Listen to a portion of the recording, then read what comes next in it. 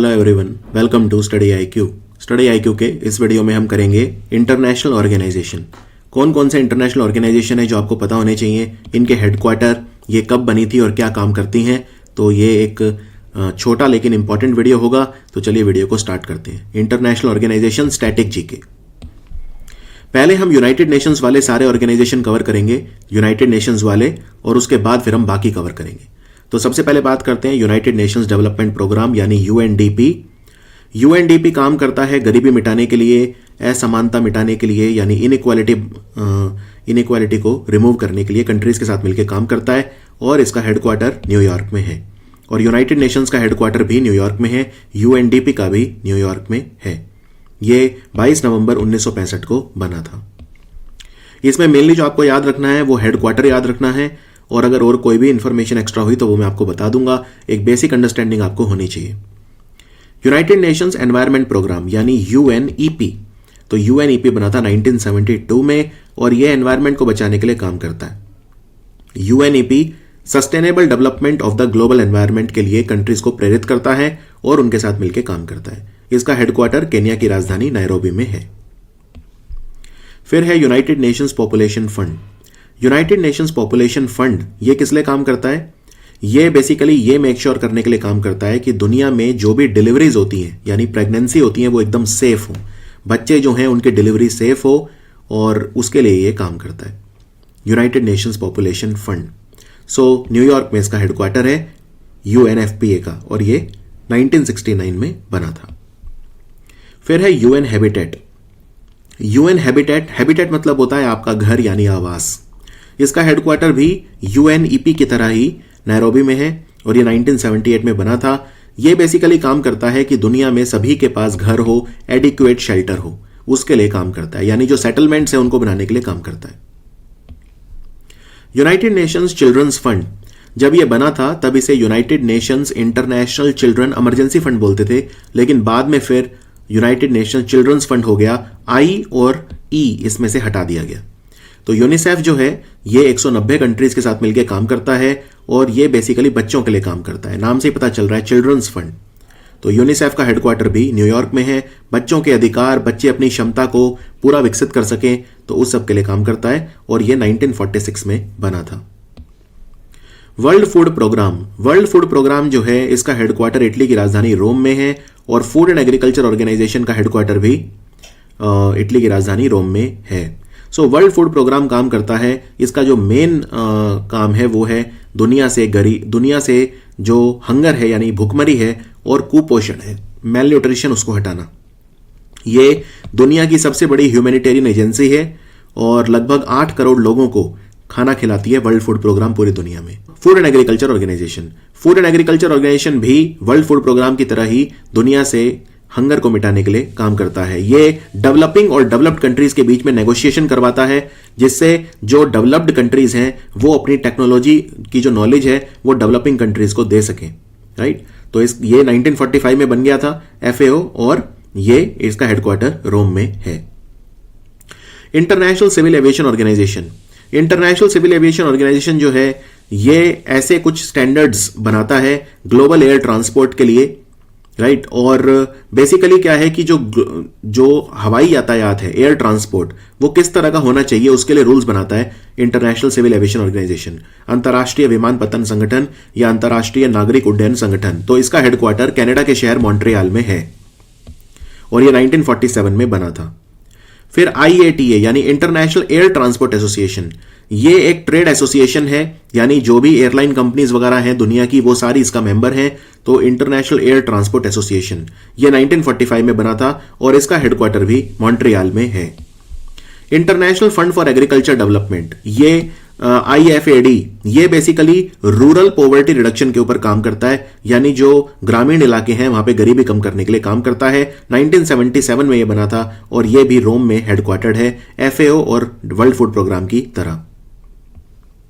International labour organisation ILO, ये basically जो labour rights हैं यानी श्रम अधिकार, उनके लिए काम करता है। दुनिया में विभिन्न कंट्रीज पे नजर रखता है कि वहां पे बंधुआ मजदूरी तो नहीं हो रही, स्लेवरी तो नहीं हो रही, हर एक को काम बराबर दाम मिले और इक्वालिटी ऑफ अपॉर्चुनिटी मिले, इसके लिए काम करता है। International labour organisation.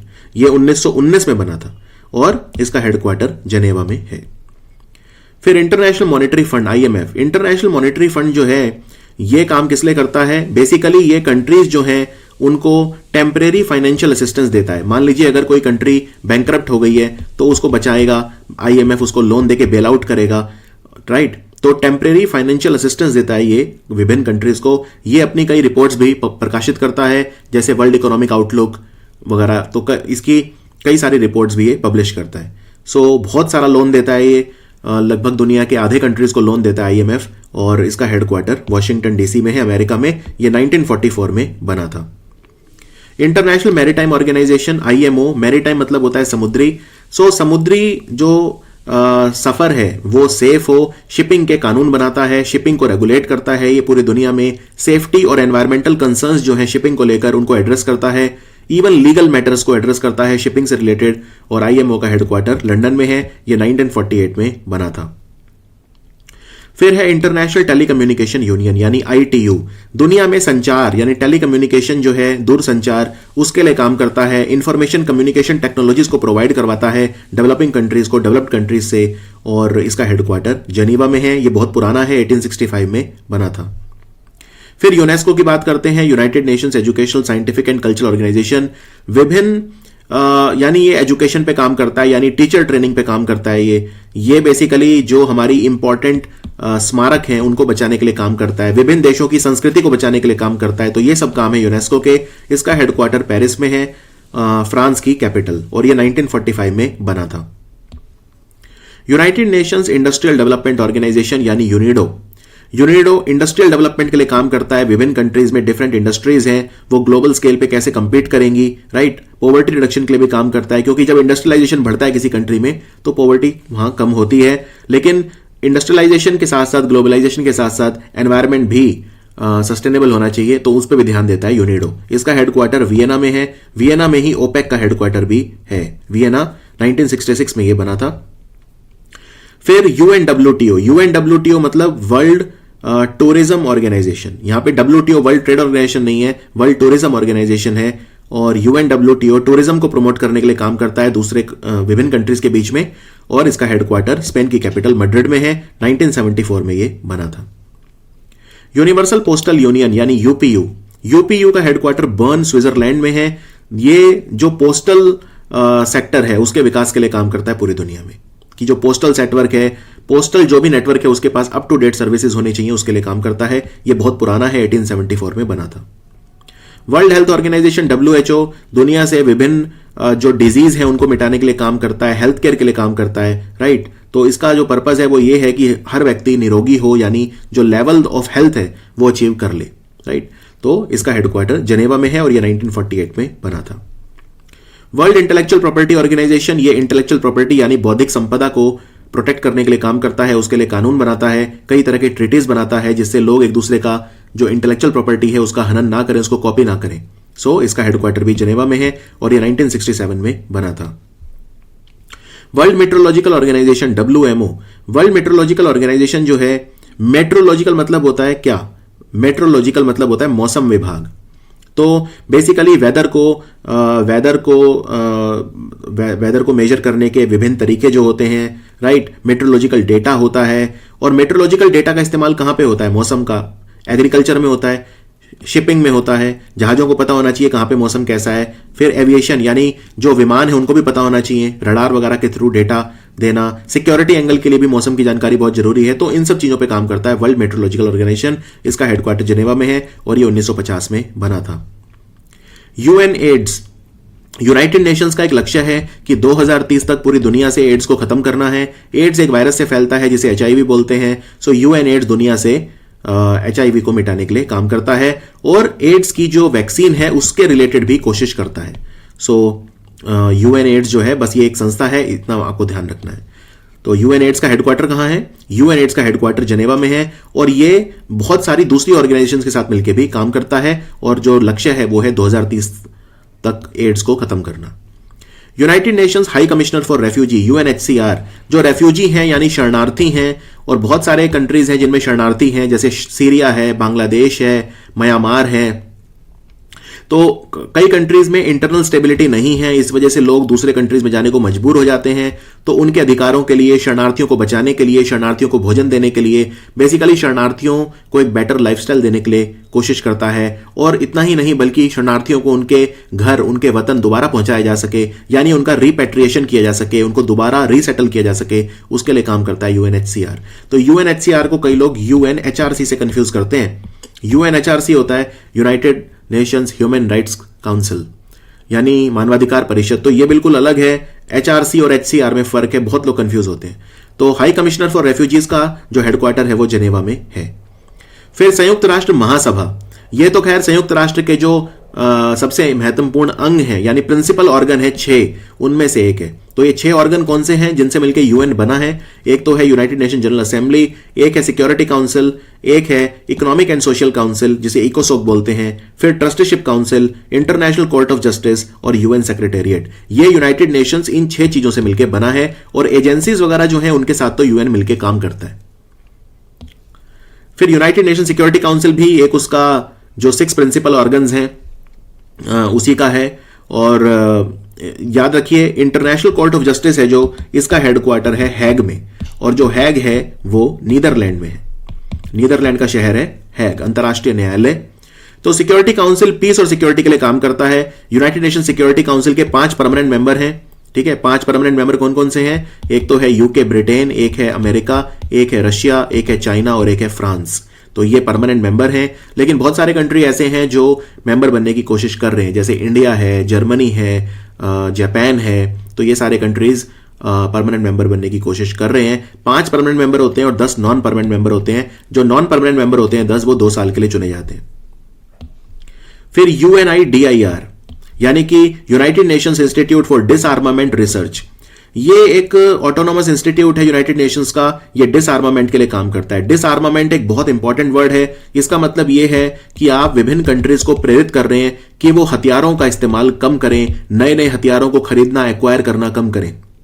क्योंकि अगर एक कंट्री हथियार बनाता है या एक्वायर करता है तो जो उसका मेन राइवल कंट्री है उसको भी मजबूर होना पड़ता है विभिन्न हथियार बनाने के लिए और उनको खरीदने के लिए। तो एक हथियारों की रेस शुरू हो जाती है, वेपन रेस जो है वो स्टार्ट हो जाती है।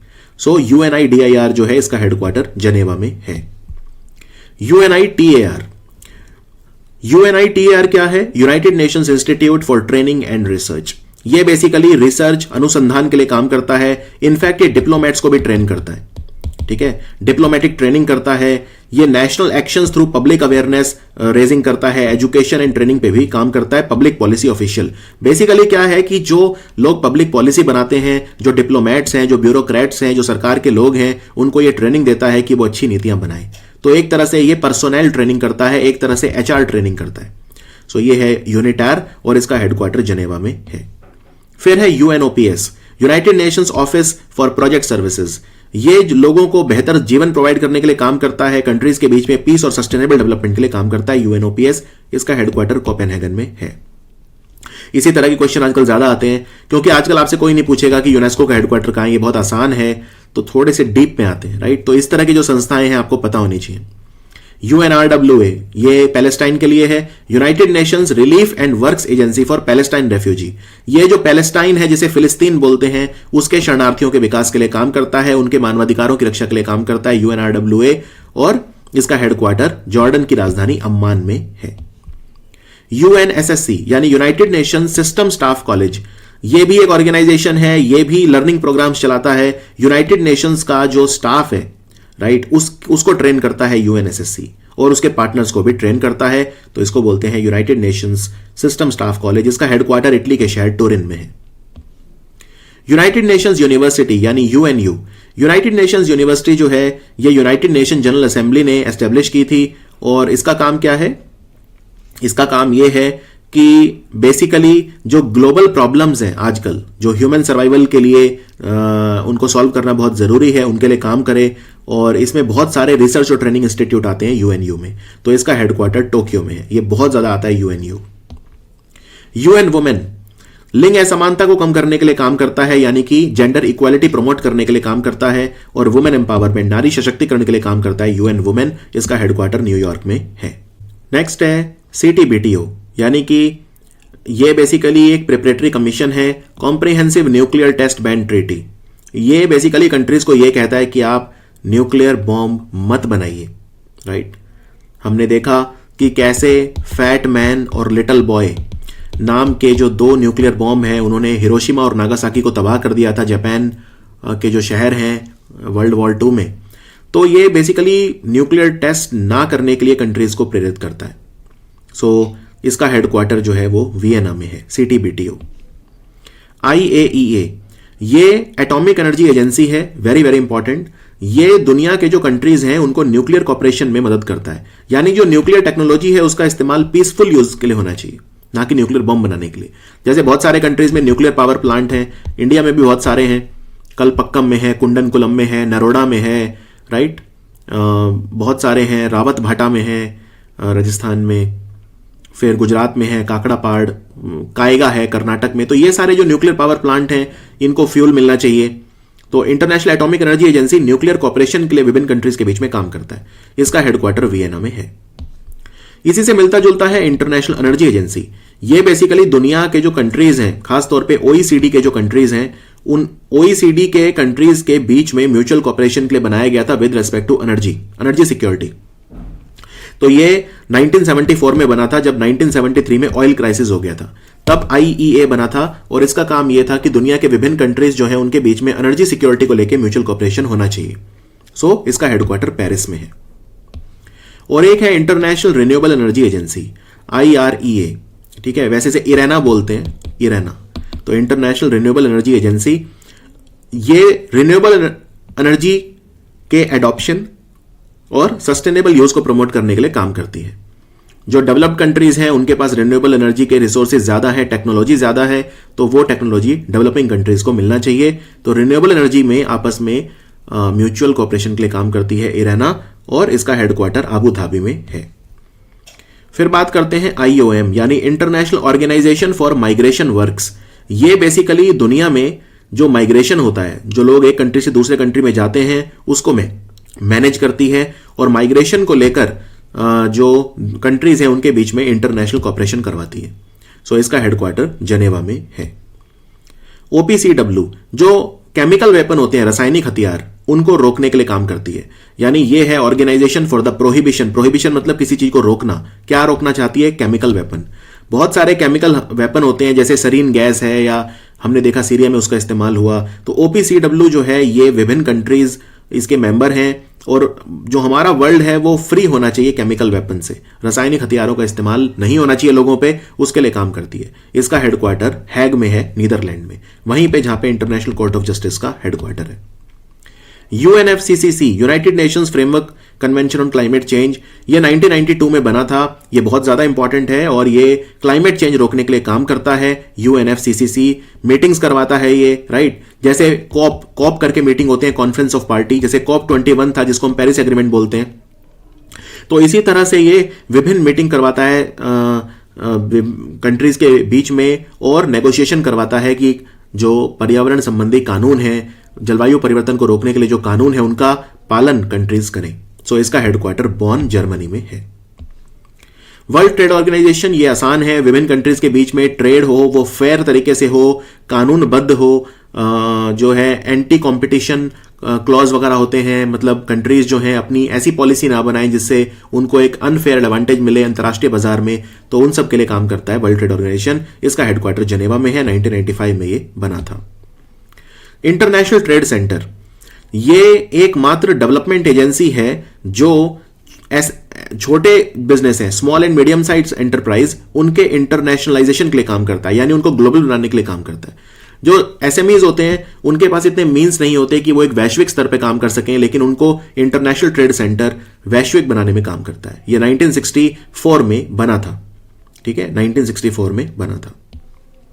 United Nations conference on trade and development, ये ट्रेड, इन्वेस्टमेंट और डेवलपमेंट इश्यूज से रिलेटेड काम करता है। एक तरह का ये सेक्रेटेरिएट है, सचिवालय है यूनाइटेड नेशंस का, जो ट्रेड और इन्वेस्टमेंट को प्रमोट करने के लिए काम करता है। इसका हेडक्वार्टर जेनेवा में है। United Nations office on drugs and crime, तो ये नारकोटिक्स वगैरह को कंट्रोल करने के लिए, ड्रग्स को कंट्रोल करने के लिए काम करता है, इलीगल अवैध ड्रग के व्यापार को रोकता है विभिन्न कंट्रीज के बीच में, क्राइम, ड्रग की वजह से जो क्राइम है उनको कंट्रोल करने के लिए, प्रिवेंट करने के लिए काम करता है। पहले इसको कुछ और बोलते थे, यूएनडीसीपी बोलते थे, बाद में इसका नाम 2002 में यूएनओडीसी हो गया था और इसका हेडक्वार्टर वियना में है। अगेन वियना में है इसका हेडक्वार्टर, यूएनओडीसी। फिर OECD, organisation for economic cooperation and development, इसका हेडक्वार्टर पेरिस में है और ये यूनाइटेड नेशंस में पर्यवेक्षक संस्था है, ऑब्जर्वर ऑर्गेनाइजेशन है। ये 1961 में बनी थी और इसका काम है दुनिया में इकोनॉमिक प्रोग्रेस और वर्ल्ड ट्रेड को प्रमोट करना। उसके बाद organisation for petroleum exporting country, तेल बेचने वाले देश हैं ये। तो इसमें पहले बहुत सारे कंट्री थे, अब भी हैं। जब ये बना था तब इसमें सिर्फ 5 कंट्री थे, Iran, Iraq, Kuwait, Saudi Arabia और वेनेजुएला। तो ये इसके फाउंडिंग मेंबर हैं। 1960 में ये बना था और तेल की अगर कीमतें बहुत ज्यादा गिर जाती हैं तो फिर ये प्रोडक्शन कम कर देते हैं, जिससे तेल की सप्लाई कम हो, उस वजह से फिर दाम दोबारा शूट अप कर सकें। तो इस तरह के मुद्दों पे काम करता है ये। विभिन्न कंट्रीज जो तेल बेचने वाले कंट्री हैं, ईरान, इराक, सऊदी अरब वगैरह, आपस में मिलकर कॉपरेट करते हैं, काम करते हैं। इसका हेडक्वार्टर जो है वो वियना में है। वैसे 2 कंट्रीज हैं जिन्होंने ओपेक को छोड़ दिया है, एक तो है कतर और दूसरा है इक्वाडोर। तो इन्होंने इसको छोड़ दिया है अभी। फिर है कॉमनवेल्थ ऑफ नेशंस। ये वो कंट्रीज है कॉमनवेल्थ ऑफ नेशन जो पहले ब्रिटिश एम्पायर का पार्ट होते थे। जैसे इंडिया पे भी अंग्रेजों का राज था, राइट, ब्रिटेन का राज था। तो ऐसे वो सारे कंट्री जो ब्रिटिश एम्पायर की टेरिटरीज होते थे, उन्होंने मिलकर एक पॉलिटिकल एसोसिएशन बनाई हुई है जिसका नाम है कॉमनवेल्थ ऑफ नेशंस और इसका हेडक्वार्टर लंदन में है। एमनेस्टी इंटरनेशनल, एमनेस्टी इंटरनेशनल जो है ये नॉन गवर्नमेंट ऑर्गेनाइजेशन है, एनजीओ है बेसिकली एक, एमनेस्टी इंटरनेशनल, जो ह्यूमन राइट्स के लिए काम करती है। ठीक है, इसका हेडक्वार्टर लंदन में है। इसे नोबेल पीस प्राइज भी मिला था 1977 में। फिर है नेटो। नेटो बेसिकली क्या है? देखो, अमेरिका जो है, अमेरिका और उसके जो एलाइज हैं जो आपस में मिलिट्री कोऑपरेशन करते हैं, उनको मिला के नेटो बोलते हैं। इसमें यूरोपियन और नॉर्थ अमेरिकन कंट्रीज हैं और ये सारे मिलके आपस में मिलिट्री कोऑपरेशन करते हैं। नेटो का एक रूल है, अगर आप किसी भी एक कंट्री पे अटैक करोगे तो वो सब कंट्रीज पे अटैक माना जाएगा और फिर सारे मिलके फिर जिसने अटैक करा है उसके खिलाफ अटैक करेंगे। तो नेटो एक अमेरिका का एक तरह से टूल है फॉर ग्लोबल पीस, क्योंकि नेटो के आप किसी भी कंट्री पे अटैक करते हुए 10 बार सोचेंगे, क्योंकि एक पे अटैक करना मतलब नेटो के सभी मेंबर पे इंक्लूडिंग अमेरिका पे अटैक करना। ये 1949 में बना था और इसका हेडक्वार्टर ब्रसेल्स में है जो बेल्जियम की कैपिटल है। फिर आसियान, आसियान ग्रुपिंग जो है ये साउथ ईस्ट एशियन कंट्रीज जो हैं, दक्षिण पूर्व देश हैं, 10 कंट्रीज हैं आसियान में और इंडिया इसका मेंबर नहीं है, लेकिन क्योंकि इंडिया साउथ ईस्ट एशिया में नहीं आता, इंडिया साउथ एशिया में आता है, इसलिए इंडिया सार्क का मेंबर है। तो आसियान कंट्रीज जो हैं वो ये हैं: Brunei, Cambodia, Indonesia, Laos, Malaysia, Myanmar, Philippines, Singapore, Thailand और वियतनाम। आसियान कंट्रीज के नाम आपको पता होने चाहिए। आपको लगेगा 10 नाम कैसे याद रखें, लेकिन बहुत आसान है। अगर आप मैप देखते हैं एशिया का तो वेरी वेरी इजी, राइट। सारे एकदम पड़ोसी हैं, बिल्कुल आसपास हैं ये कंट्रीज और आपस में ये मिलके political, security, military, educational, socio cultural integration के लिए काम करते हैं आसियान। फिर एशिया पैसिफिक इकोनॉमिक कॉर्पोरेशन, इसमें 21 कंट्रीज हैं और ये वो कंट्रीज हैं जो एशिया पैसिफिक रीजन में आते हैं। एशिया प्रशांत, जिसे आजकल इंडो पैसिफिक भी बोला जा रहा है, ये आपस में फ्री ट्रेड के लिए काम करते हैं। तो बेसिकली ट्रेड ब्लॉक है ये एपेक। इसका हेडक्वार्टर सिंगापुर में है। फिर सार्क, सार्क का हेडक्वार्टर नेपाल की राजधानी काठमांडू में है। 8 कंट्रीज मेंबर हैं। जब सार्क बना था तो 7 थे, बाद में अफगानिस्तान भी आ गया था तो 8 हो गए थे। ये भी सारे आपस में जियोपॉलिटिकल यूनियन है बेसिकली एक तरह का। इसके मेंबर्स ये हैं South Asian countries: Afghanistan, Bangladesh, Bhutan, India, Maldives, Nepal, Pakistan और Sri Lanka. Indian Ocean Rim Association, जो इंडियन ओशियन वाले कंट्रीज हैं वो इसका मेंबर हैं। इसमें 23 कंट्रीज हैं। इनका हेडक्वार्टर एबेने में है जो मॉरिशस में है। तो मॉरिशस है, मादागास्कर है, मालदीव्स है, जो भी इंडियन ओशियन वाले कंट्रीज हैं वो सब इसके मेंबर हैं। फिर ब्रिक्स, ब्रिक्स में 5 कंट्री हैं, लेकिन जब ब्रिक्स बना था तो पहले ब्रिक बोलते थे क्योंकि साउथ अफ्रीका नहीं आया था। फिर बाद में साउथ अफ्रीका भी आ गया तो इसे ब्रिक्स बोलने लगे। इसमें ब्राजील, रशिया, इंडिया, चाइना और साउथ अफ्रीका हैं। इनका एक बैंक भी है जिसे न्यू डेवलपमेंट बैंक बोलते हैं, जिसका हेडक्वार्टर शंघाई में है। ब्रिक्स कंट्री हर साल मिलते हैं, इनका समिट होता है और ब्रिक्स कंट्रीज भी आपस में कॉपरेट करते हैं। उसके बाद है बिम्स्टेक। बिम्स्टेक का हेडक्वार्टर ढाका में है, बांग्लादेश की कैपिटल में। बिम्स्टेक वो कंट्री हैं जो बंगाल की खाड़ी के आसपास हैं, यानी Bay of Bengal Initiative for Multi Sectoral Technical and Economic Cooperation. आपस में आर्थिक सहयोग के लिए बनाया गया है ये गुट। और इसमें जनरली साउथ एशिया और साउथ ईस्ट एशिया के 7 कंट्रीज हैं। सो बांग्लादेश, भूटान, इंडिया, म्यांमार, नेपाल, श्रीलंका और थाईलैंड। तो आपसे कई बार ऐसा भी क्वेश्चन आ सकता है कि भाई कोई ऐसा कंट्री बताओ जो बिम्स्टेक का मेंबर भी है और आसियान का मेंबर भी है। तो आप देख सकते हो थाईलैंड हो गया, राइट। या आपसे ये भी पूछ सकते हैं कि भाई कोई ऐसा कंट्री बताओ जो जो सार्क का मेंबर भी है और बिम्स्टेक का मेंबर भी है। तो उसमें तो खैर कई कंट्रीज हो गए, राइट। तो इस तरह से अगर आप कंट्रीज के नाम याद रखोगे तो आप कई तरह के क्वेश्चन कर सकते हो, किसी भी तरह से क्वेश्चन घुमा के आ सकता है। और 7 मेंबर है, कोई ज्यादा नहीं है, तो कम से कम बिम्स्टेक के मेंबर, सार्क के मेंबर, आसियान के मेंबर और ये इन सब के मेंबर तो आपको पता होने चाहिए, जो 4-5 मेजर हैं जिनमें इंडिया भी है। फिर शंघाई कोऑपरेशन ऑर्गेनाइजेशन, ये भी बहुत आसान है।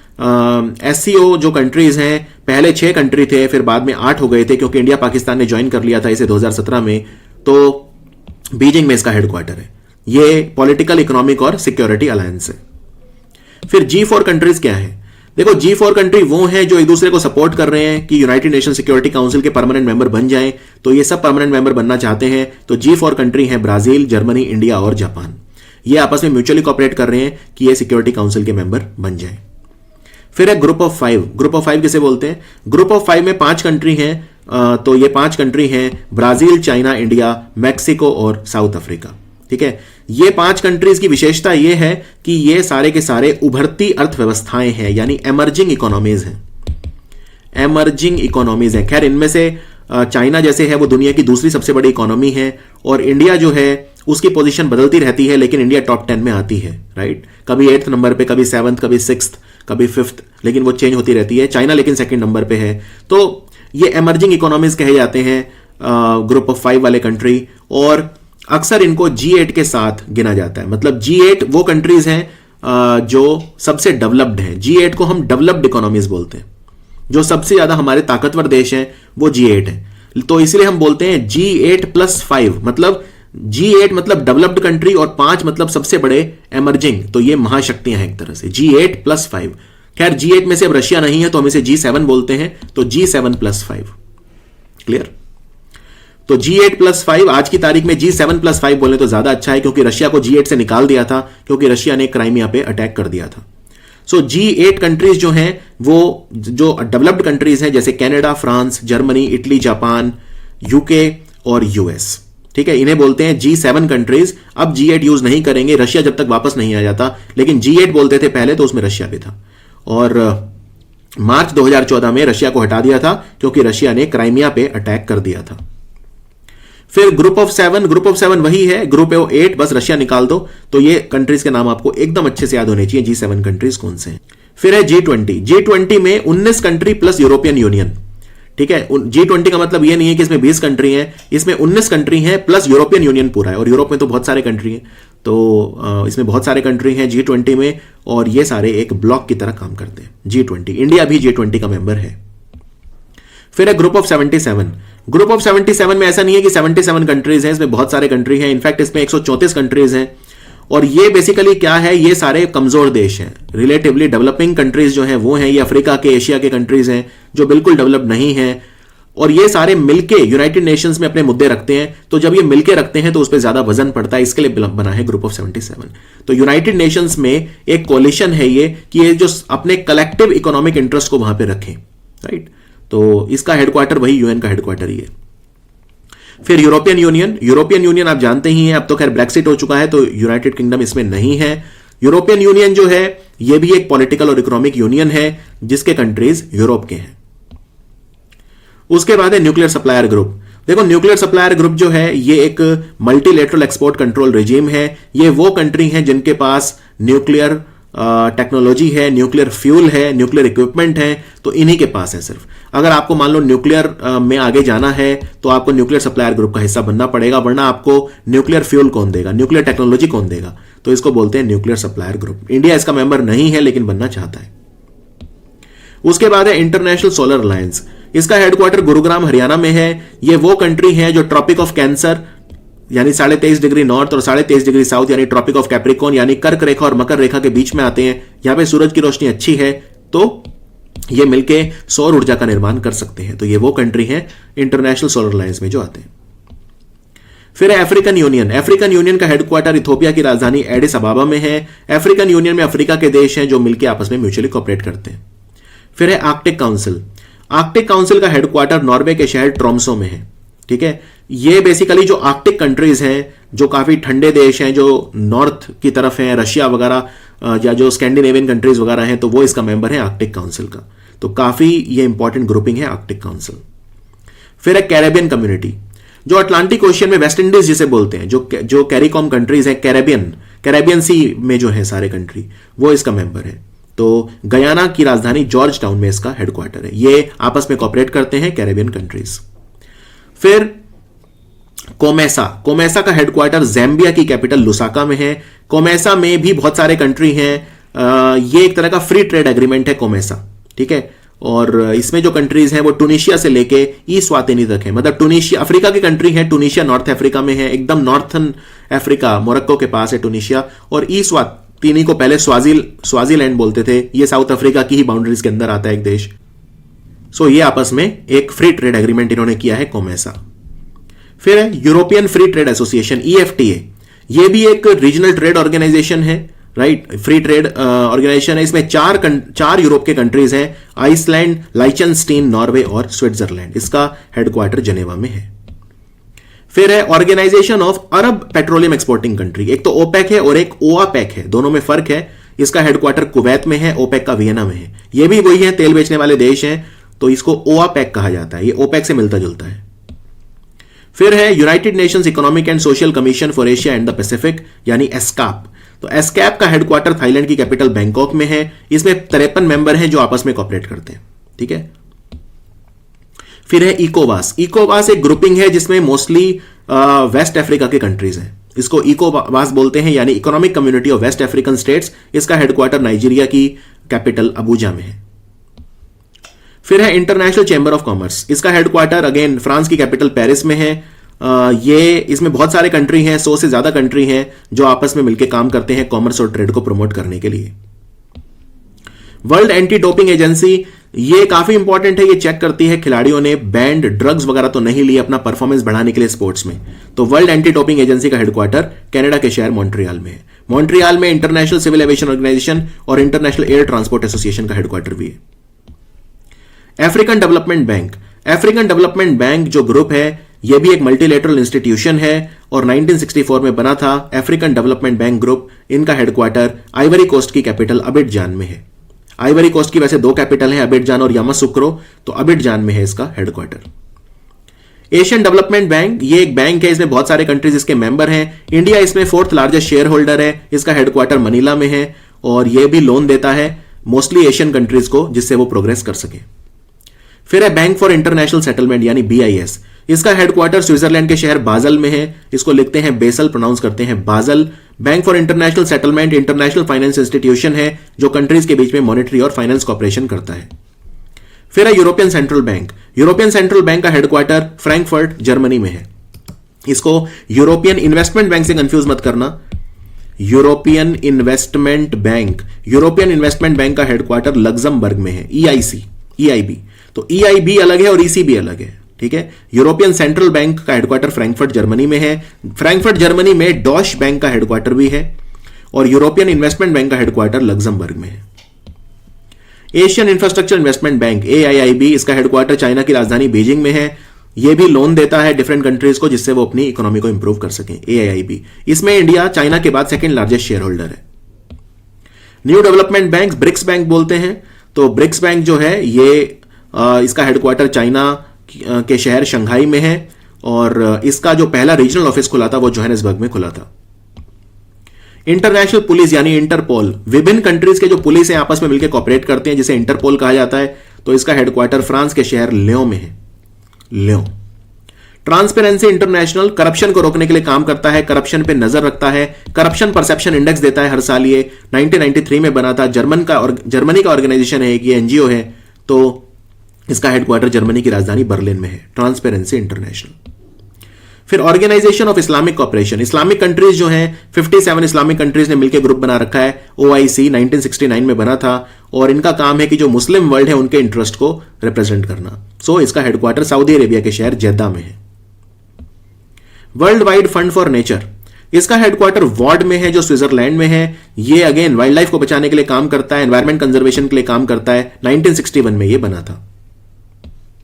वर्ल्ड इकोनॉमिक फोरम, इसका हेडक्वार्टर कोलोनी में है, कोलोनी जनेवा में है, स्विट्जरलैंड में कोलोनी। तो ये 1971 में बना था। इसका काम ये है कि जो कई तरह के रिपोर्ट्स निकालता है ये भी, राइट, और ये कई कंट्रीज के बीच में आपस में कॉपरेशन कराता है, economic cooperation. International union for conservation of nature, इसकी एक रेड डेटा बुक आती है जहां पे ये उन एनिमल्स और प्लांट्स की सूची रखता है जो खतरे में हैं, उनको वल्नरेबल, क्रिटिकली एंडेंजर्ड वगैरह कई तरह की कैटेगरीज में रखता है IUCN। इसका हेडक्वार्टर स्विट्जरलैंड के शहर ग्लॉन्ड में है। फिर है आइकोमोस यानी international council on monuments and sites. ये दुनिया में जो हमारे मॉन्यूमेंट्स हैं, स्मारक हैं, हेरिटेज प्लेसेस हैं, उनके कंजर्वेशन में हेल्प करता है यूनेस्को की तरह। इसका हेडक्वार्टर पेरिस में है, फ्रांस में।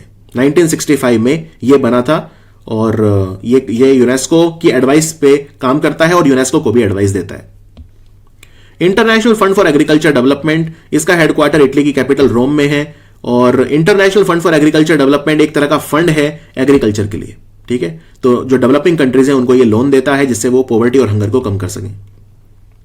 इंटरनेशनल कोर्ट ऑफ जस्टिस, ये जो 6 प्रिंसिपल ऑर्गन्स हैं यूएन के, उनमें से एक है। Trusteeship council, UNGA, UNSC, international court of justice, secretariat, जो 6 प्रिंसिपल ऑर्गन्स हैं, मेन अंग हैं यूएन के, उनमें से है। और ये विभिन्न कंट्रीज के बीच में जो डिस्प्यूट्स हैं उनको सेटल करवाता है। सो द हैग नेदरलैंड में इसका हेडक्वार्टर है। अब मैं बात करता हूं स्पोर्ट्स फेडरेशंस की। स्पोर्ट्स फेडरेशन कौन कौन से आपको याद रखने हैं। सबसे पहले वर्ल्ड बैडमिंटन फेडरेशन, इसका हेडक्वार्टर कुआलालंपुर में है। इसमें बस आपको सिर्फ हेडक्वार्टर याद रखना है। बैडमिंटन के सारे टूर्नामेंट्स यही कराता है, इंपॉर्टेंट वर्ल्ड कप वगैरह जो होता है या जो भी बड़े टूर्नामेंट है BWF कराता है। ऑफिशियल बॉडी है, मतलब ये आप रिकॉग्नाइज होंगे तो इसी से होंगे। तो विभिन्न कंट्रीज के जो बैडमिंटन एसोसिएशन है, जैसे इंडियन बैडमिंटन एसोसिएशन, उनको रिकॉग्नाइज करेगा वर्ल्ड बैडमिंटन फेडरेशन। इसका हेडक्वार्टर कुआलालंपुर में। वर्ल्ड एथलेटिक्स, इसको पहले IAAF बोलते थे, international association of athletics federation, अब इसे वर्ल्ड एथलेटिक्स बोलते हैं। इसका हेडक्वार्टर मोनाको में है। तो सारे जो ऑफिशियल बॉडी एथलेटिक्स के लिए वो ये है। इंटरनेशनल बॉक्सिंग एसोसिएशन AIBA, इसका हेडक्वार्टर लॉज़ैन स्विट्जरलैंड में। फिर गोल्फ के लिए है इंटरनेशनल गोल्फ फेडरेशन, इसका हेडक्वार्टर लॉज़ैन में है। ये 1958 में बनी थी। इंटरनेशनल हॉकी फेडरेशन FIH बोलते हैं, इसका हेडक्वार्टर जो है वो कहां है, इसका हेडक्वार्टर लॉज़ैन में है, स्विट्जरलैंड में। और international shooting sports federation ISSF, shooting के लिए जो इंटरनेशनल बॉडी है वो है ISSF, इसका हेडक्वार्टर जर्मनी के शहर म्यूनिक में है। इंटरनेशनल टेबल टेनिस फेडरेशन, इसका हेडक्वार्टर लॉज़ैन में है। और इंटरनेशनल टेनिस फेडरेशन, इसका हेडक्वार्टर लंदन में है। तो टेनिस और टेबल टेनिस दो अलग स्पोर्ट हैं। इंटरनेशनल वेट लिफ्टिंग फेडरेशन का हेडक्वार्टर बुदापेस्ट हंगरी में है। और फीफा जो फुटबॉल टूर्नामेंट्स कराता है, इसका हेडक्वार्टर ज़ूरिक में है, स्विट्जरलैंड में। यहां पे आपसे यह भी पूछ सकते हैं कि यूएफा का हेडक्वार्टर कहां है। यूरोप में जो फुटबॉल ऑर्गेनाइज करता है वो यूएफा है। यूएफा का है न्यो में, NYON, न्यो। न्यो कहां है, न्यो है स्विट्जरलैंड में। न्यो को लियो से कंफ्यूज मत करना, लियो फ्रांस में है और उसका इंटरपोल का हेडक्वार्टर लियो है। मैं न्यो की बात कर रहा हूं जहां पे यूएफा का हेडक्वार्टर है। यूनाइटेड वर्ल्ड रेसलिंग, ये रेसलिंग के लिए इंटरनेशनल बॉडी है, इसका हेडक्वार्टर भी लॉज़ैन में है। वर्ल्ड चेस फेडरेशन, इसका हेडक्वार्टर भी लॉज़ैन में है। चेस, वर्ल्ड चेस फेडरेशन, इसको फिडे बोलते हैं। फेडरेशन इंटरनेशनल दे वॉलीबॉल यानी इंटरनेशनल वॉलीबॉल फेडरेशन, इसका हेडक्वार्टर भी लॉज़ैन में है। और लॉज़ैन में जो इंटरनेशनल ओलंपिक कमेटी है उसका हेडक्वार्टर भी लॉज़ैन में है, अंतर्राष्ट्रीय ओलंपिक संघ जो ओलंपिक्स करवाता है। फिर global association of international sports federation यानी GAISF, ये एक ऑर्गेनाइजेशन है जिसमें ओलंपिक और नॉन ओलंपिक बहुत सारे स्पोर्ट्स फेडरेशन इसका मेंबर है। तो इसका हेडक्वार्टर भी लॉज़ैन में है। इंटरनेशनल पैरालंपिक कमेटी, ये पैरालंपिक करवाती है, पैरालंपिक कमेटी है ये, और पैरालंपिक खिलाड़ियों के लिए रूल्स वगैरह क्या होने चाहिए वो सब करवाती है। तो ये ऑफिशियल ग्लोबल बॉडी है पैरालंपिक्स की। इंटरनेशनल पैरालंपिक कमेटी का हेडक्वार्टर बोन में है और इंटरनेशनल ओलंपिक कमेटी का हेडक्वार्टर लॉज़ैन में है। फिर फेडरेशन इंटरनेशनल दे नातासियो, नातासियो मतलब स्विमिंग यानी इंटरनेशनल स्विमिंग फेडरेशन, इसका हेडक्वार्टर भी लॉज़ैन में है, स्विमिंग के लिए जो ऑफिशियल बॉडी है। यूनियन साइक्लिस्ट इंटरनेशनल यानी कि जो ऑफिशियल साइकिलिंग के लिए करवाती है, टूर डे फ्रांस और बहुत सारे जो साइकिलिंग टूर्नामेंट होते हैं वो करवाती है। ये गवर्निंग बॉडी है स्पोर्ट्स साइकिलिंग के लिए। इसका हेडक्वार्टर आइजल में है। आइजल है एल्प्स के पहाड़ों में, स्विट्जरलैंड में। और इंटरनेशनल क्रिकेट काउंसिल जो क्रिकेट की ऑफिशियल बॉडी है, इसका हेडक्वार्टर दुबई में है। इंटरनेशनल आइस हॉकी फेडरेशन जो आइस हॉकी के टूर्नामेंट कराती है, ऑफिशियल बॉडी IIHF, इसका हेडक्वार्टर ज़ूरिक में है जहां पे फीफा का हेडक्वार्टर भी है। रग्बी, वर्ल्ड रग्बी बोलते हैं इसे, जो रग्बी वर्ल्ड कप करवाती है हर 4 साल में एक बार, ऑफिशियल बॉडी है रग्बी की वर्ल्ड रग्बी, इसका हेडक्वार्टर डबलिन में है जो आयरलैंड की राजधानी है। वर्ल्ड आर्चरी फेडरेशन जो तीरंदाजी करवाती है, अंतरराष्ट्रीय तीरंदाजी संघ, इसका हेडक्वार्टर लॉजेन में है। और बास्केटबॉल फेडरेशन जिसे फीबा बोलते हैं, जो बास्केटबॉल की ऑफिशियल बॉडी है, उसका हेडक्वार्टर मिएज स्विट्जरलैंड में। इंटरनेशनल जूडो फेडरेशन जो जूडो की ऑफिशियल बॉडी है, तो उसका हेडक्वार्टर बुदापेस्ट में है, जहां पे वेट लिफ्टिंग फेडरेशन का हेडक्वार्टर भी है। इंटरनेशनल सॉफ्टबॉल फेडरेशन, सॉफ्टबॉल भी एक गेम होता है, तो उसके लिए जो संस्था है वो है इंटरनेशनल सॉफ्टबॉल फेडरेशन, इसका हेडक्वार्टर फ्लोरिडा में। सो ये थे हमारे complete international organisation. I hope you like the video. इसको रिवीजन करिए, बहुत ज्यादा इंपॉर्टेंट है, 2 से 3 क्वेश्चन हर वीडियो में उसमें आप एक्सपेक्ट कर सकते हैं एग्जाम में इस वीडियो से। Thank you for watching study IQ।